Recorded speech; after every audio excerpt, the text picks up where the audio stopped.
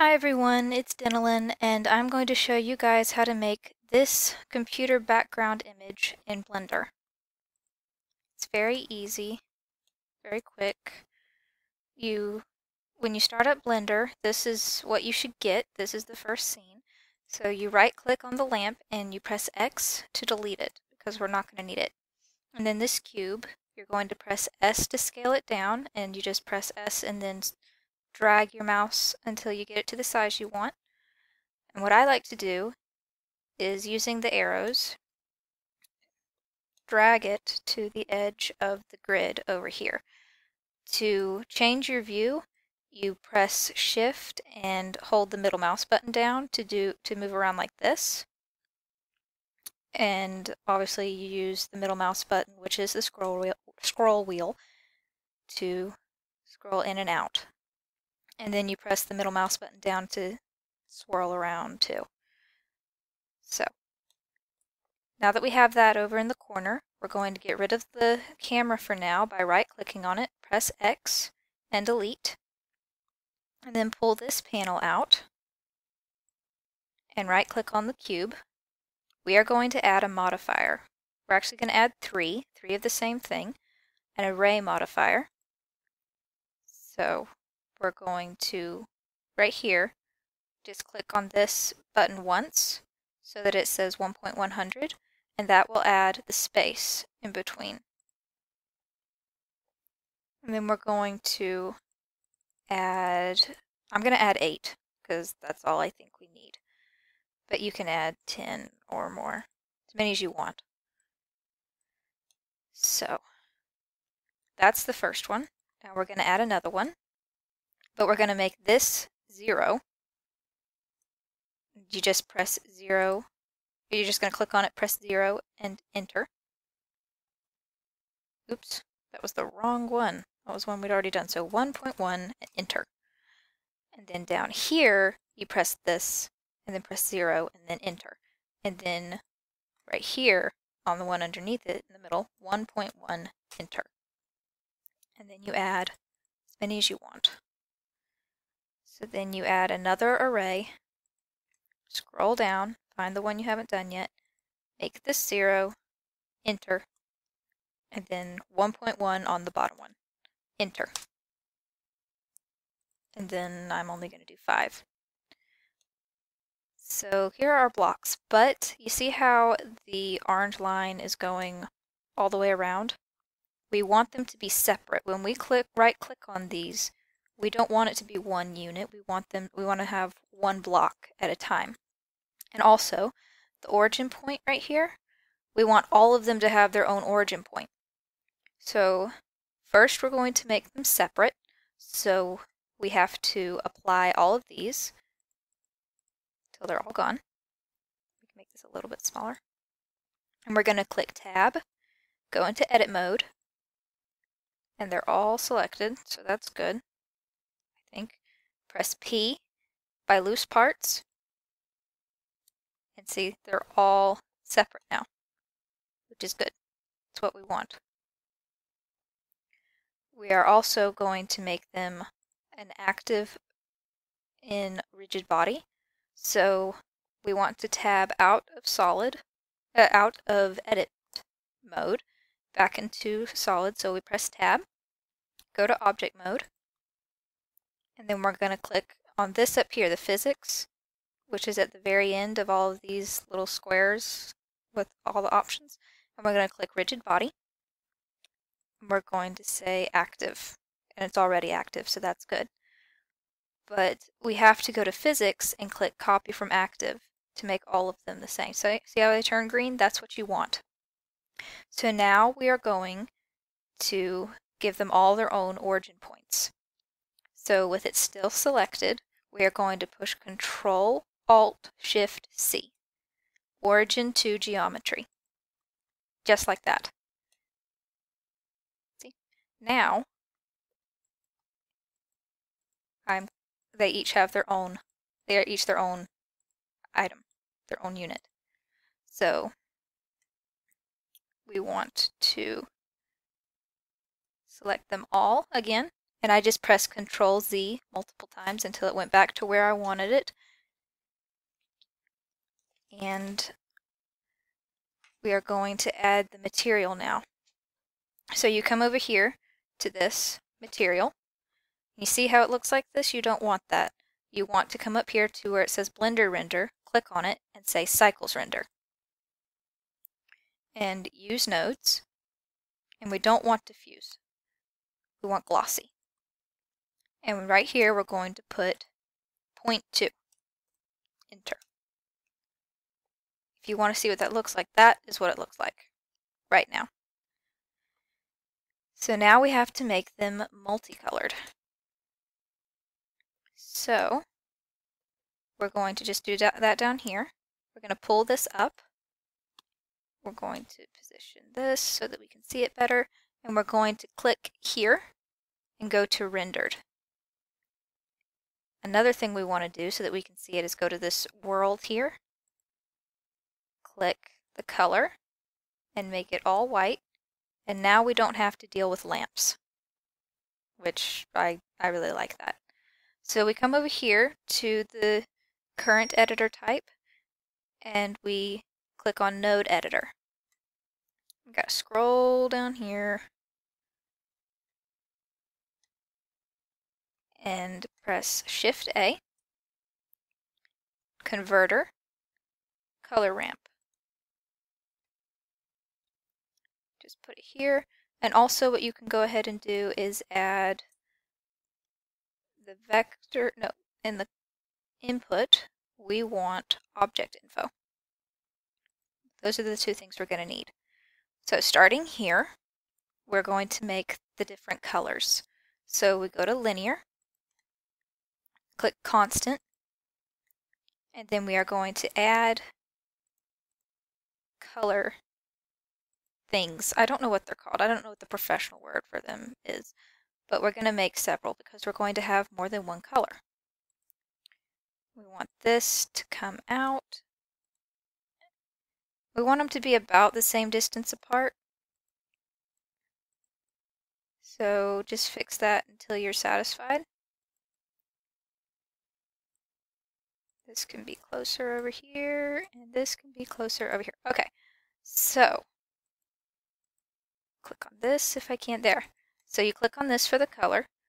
I'm going to make it, you can make it as bright as you want, but I want it to be kind of dark. And then we're going to make a purple and blue, and you just choose whatever color you want. As many colors as you want, because you can make a whole bunch of colors. Let's get a yellow. The yellow pretty bright. And then an orange. And I think that's good. So now we add the color to the color on the glossy, but we need the object info using random down here. And there we go. Looks like a Rubik's Cube now. And if you're not happy with how it looks, you can change the roughness to 0.150 if you want. And that makes it a little bit glossier. So that is all we need to do for the color. So we're going to go back to timeline and we're going to pull this down just like that. And we're going to go back to solid mode. So we're going to click the viewport shading and go back to solid. Now what we need to do is add a plane for the blocks to fall on. So press A to deselect, Shift A, Mesh, and Plane. And then click S and drag the mouse to scale the plane, just like that. We're going to pull this out, go to the Physics tab again, click Rigid Body, and we're going to make it passive, because if we don't make it passive, then the blocks, which are active, are going to fall right through it. So this is what it should look like now. There we go. That's what we want it to do. I think that the plane is a little too big though.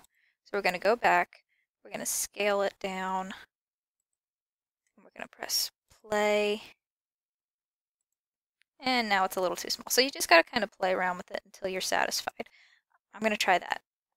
So you push play and pause once it starts to fall. And then you can scale through these. Okay, it might still be a little big. You might want to play around with it a little bit because you want them to fall. You want them to hit and fall and then be kind of scattered.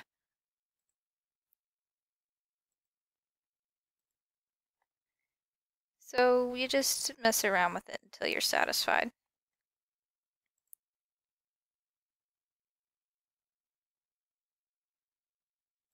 Okay, that's almost perfect. Scale it down. There. Okay. I like that. Another fun thing you can do is go through the frames down here. You just click through and watch them fall. So you see, that's kind of the view that we're going for. And you see how the plane is still selected? We don't need the plane anymore. So if you're happy with how it's looking, then you just press X and delete. And there you go. So now we need a camera. So press Shift A, come down to camera, and there it is. So you press 0. Yeah, you gotta scroll in, press in, scroll down until you find this here, lock camera to view, and you check that box. Then you press in again, and you scroll out.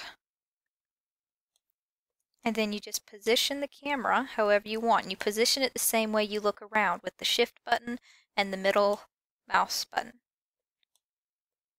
And you can get an idea of what your thing looks like rendered by going to the viewport shading and clicking render. And there you go. So if you like it like this,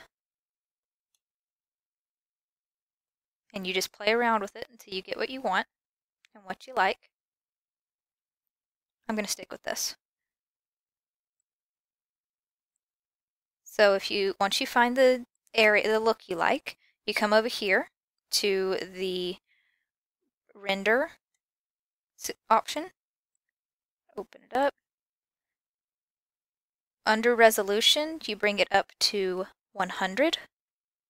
And down here in sampling, you go to render right here, number of samples to render for each pixel. The higher this is, the longer it will take to render, but the better the quality. So I'm going to do it at 350 just for getting it started. And then the light sampling here helps take away any white dots that will show up, called like lightning bugs or something like that. So once you've got that set up, you come up here and you click render. And I will be right back after it has rendered. Okay, this is what it looks like after it has been rendered. To save it, press F3, come up, click on the untitled, title it whatever you want. I'm just going to say falling blocks.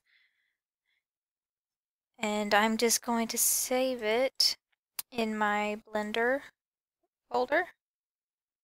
Right there, save as image. So once it's been saved, if you'll take a look, you can see it's not super sharp and it's not that great. But that's okay, you just take care of that later. Because we only did it at 350, so if you want to record at, not record, if you want to render it higher, you can, it's just going to take longer to render. Like sometimes I'll render at 4,000 or 5,000 to make sure that the quality looks very nice, but that does take a really long time.